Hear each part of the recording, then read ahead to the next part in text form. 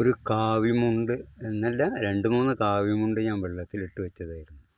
സോപ്പും പൊടി ഇട്ടിട്ട് അതൊന്ന് ഇളക്കിയിട്ട് ആ സോപ്പും വെള്ളത്തിലിട്ട് വെച്ചാൽ ഒരാഴ്ച എനിക്ക് വരാൻ പറ്റിയില്ല, അതായത് അത് കഴുകാൻ പറ്റിയില്ല. അപ്പോൾ അതിൻ്റെ കളറായിരുന്നു കാവിയുടെ ഇതൊക്കെ പോയി ഒരു കറുത്ത കളർ വന്നിരിക്കുക, ആ കര ഇളകിയിട്ട് കറുത്തൊരു വെള്ളം. അതൊരു മുണ്ട് ഞാൻ ഊരി പിഴിഞ്ഞപ്പോൾ ഭയങ്കര മണോ, ഒരു മുണ്ട് ഞാൻ ഊരി പിഴിഞ്ഞപ്പോൾ കണ്ടോ ആ വെള്ളത്തിൻ്റെ കളറാണിത്. ഉണ്ടോ?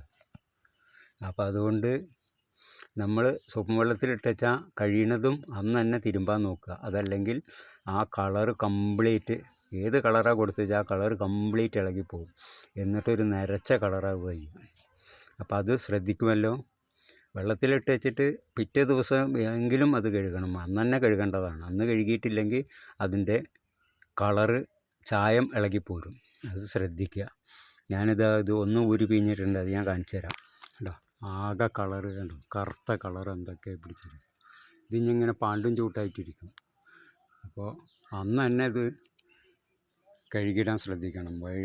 വഴുകിയാൽ ഒരു ഗതികെട്ട മണം ഉണ്ടാവും, പിന്നെ ഒരിക്കലും ആ കളർ കിട്ടില്ല, കളർ കംപ്ലീറ്റ് ഇളകിപ്പോകും.